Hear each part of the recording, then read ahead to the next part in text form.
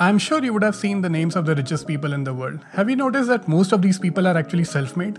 Think about it. Mark Zuckerberg, self-made. Jeff Bezos, self-made. Flipkart founders, self-made. Nitin Kamath, self-made. Rihanna, self-made. The fact that most of these billionaires are self-made highlights two important points. Even if you come from nothing, if you know how money works in the real world, you can create immense wealth for yourself. And two, if you know how to manage it well, you can keep that money for several generations to come. But the problem is most people are not able to do either one of these because of one main problem: wrong money mindset. Have you ever heard that money is the root of all evil? Whenever we see someone with money, we wonder, they must have gotten lucky. They would have taken advantage of someone. They would have been working all the time. The idea that money is bad or only evil and busy people seem to accumulate it has been passed on to us by movies, friends, families, and relatives. But money in itself is neither good nor bad. It's just a tool. Sure, there are people who use this money for evil things, but this does not tell anything about the money itself. Access to money simply opens more options and brings more opportunities in life. What you do with it simply depends on your own moral compass. So the next time you say something like money is evil or it's not important, think about it this way. Imagine you are in a relationship and you constantly tell the other person that they are not important. Think how this relationship is going to be. Why do you think it's going to be any different with money? If you grew up in a middle-class family in India, I am sure you know what money scarcity looks like. Do you agree that your parents' reaction to everything that you asked to buy was no, it's too expensive? Well, usually growing up around this kind of scarcity changes your money lens fundamentally. And इससे दो चीजें हो सकती हैं. We either get too frugal in life and make decisions based on an irrational definition of safety, या फिर we build a mental picture of what life would be when we would have money. And once we come across any kind of money, we start buying any and everything. We forget the difference between want and need.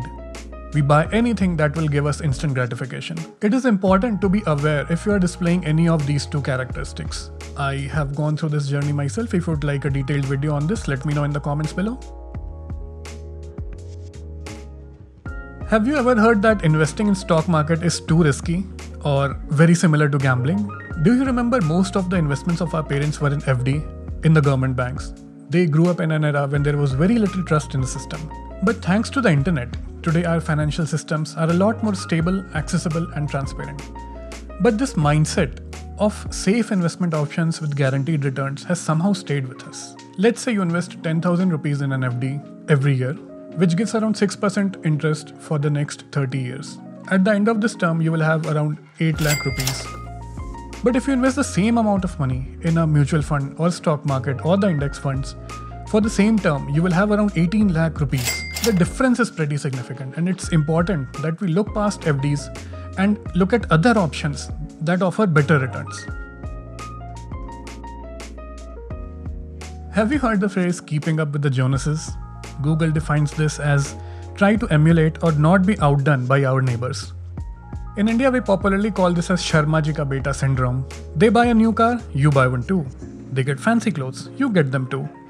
They renovate their home, you do it too. All in the vain attempt to keep up with the social pressure of matching up. Sadly, today with social media, the problem is a lot more significant and is not restricted to our literal neighbors. We see our friends post about the new gadgets that they bought, and we immediately want it too. We see influencers post haul after hauls, and we feel the urge to do the same kind of shopping. The problem is too big and too real. I'm not against buying anything or the idea of consumption in general. All I'm saying is we need to be aware if we are displaying any such behavior. We need to identify if we are buying anything because we need it or because we just want to look rich. The biggest trap that keeps people from getting rich is waiting for the next paycheck to come so that they can buy the next useless thing. How often do you get called by a bank offering a credit card or an easy personal loan? Startups offering early salaries are dime a dozen. While access to credit for income generating activities can be a good thing, it does more harm than good if used recklessly for personal consumption. You must have come across reports about people taking short-term loans for luxurious travels or for painting their homes. Buy now, pay later is such a big market worldwide that Square recently bought Afterpay for $29 billion. The truth is that such features only encourage you to take on more debt and get trapped in a never-ending cycle of paying EMIs. No personal debt is the hallmark of wealthy living, and we should all aim to move towards it. Just because credit is easily available does not mean you should avail it for whatever reasons. And this is it. Of course, I've missed a lot of intricacies on the topic. Money mindset is a vast topic to cover in just one video. And as you have arrived at the end of the video, I do want to say thank you for watching till the end. This is a new channel and I really appreciate your support. There are a bunch of buttons on your right, my right. You know what you have to do. This is Paritosh signing off.